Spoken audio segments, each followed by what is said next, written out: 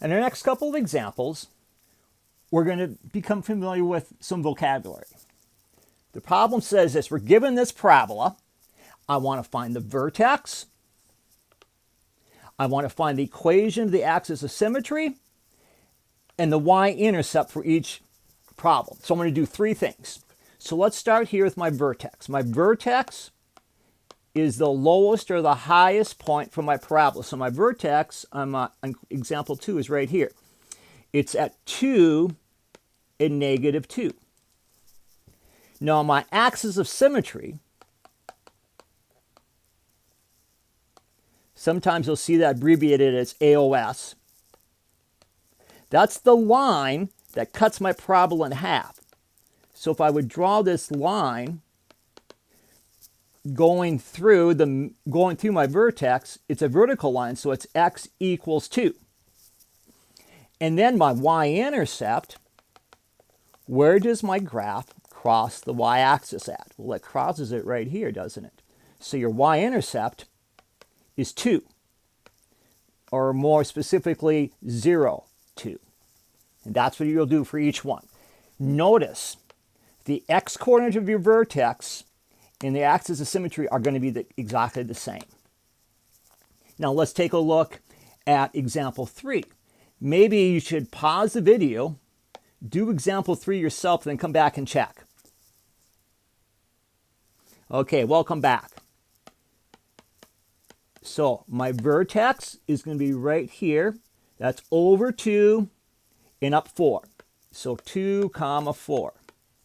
My axis of symmetry, AOS, it's a vertical line. It goes through my vertex, so x equals 2. My y-intercept is, where does it cross the y-axis? Well, it crosses at negative 4. So my y-intercept is going to equal to negative 4. Or more specifically, as an ordered pair, 0, negative 4.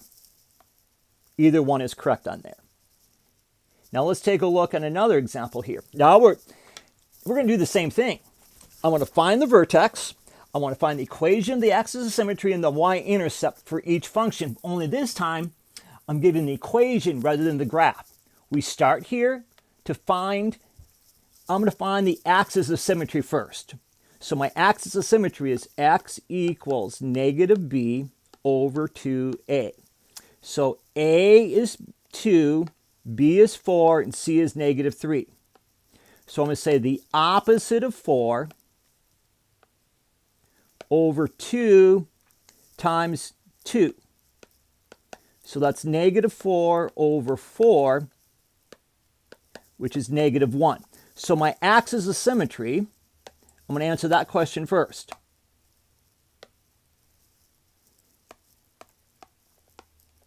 Is going to be x equals negative 1. Now to find the vertex, we take and we replace that value in our equation with x. So x is negative 1, so I'm going to say y equals 2 times negative 1 squared plus 4 times negative 1 minus 3. Well, 2 times negative 1 squared is 1. 4 times negative 1 is negative 4 minus 3. Well, 2 times 1 is 2. So you get 2 minus 4 minus 3. And notice that's negative 2 minus 3 is negative 5. So my vertex is an ordered pair. When x is negative 1, y is negative 5. My y-intercept is when x is 0. From the equation, it's really simple to see it. Because if I make x is 0, that's gone, so it's negative 3. If you want to write that as an ordered pair, it's 0, negative 3. Now, let's pause the video and see if you can do example 5 by yourself and then come back and check. Okay, we're going to go through the same process again. So I'm going to say x equals negative b over 2a. A, b, and c.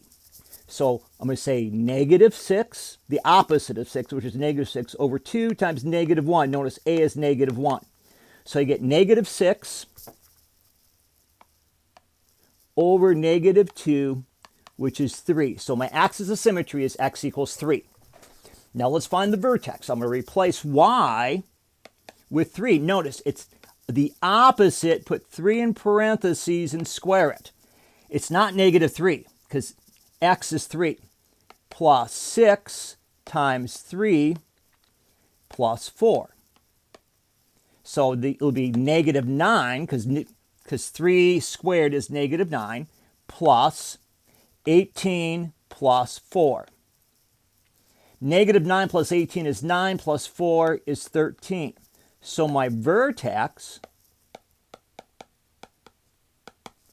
has the ordered pair 3 and 13. My y-intercept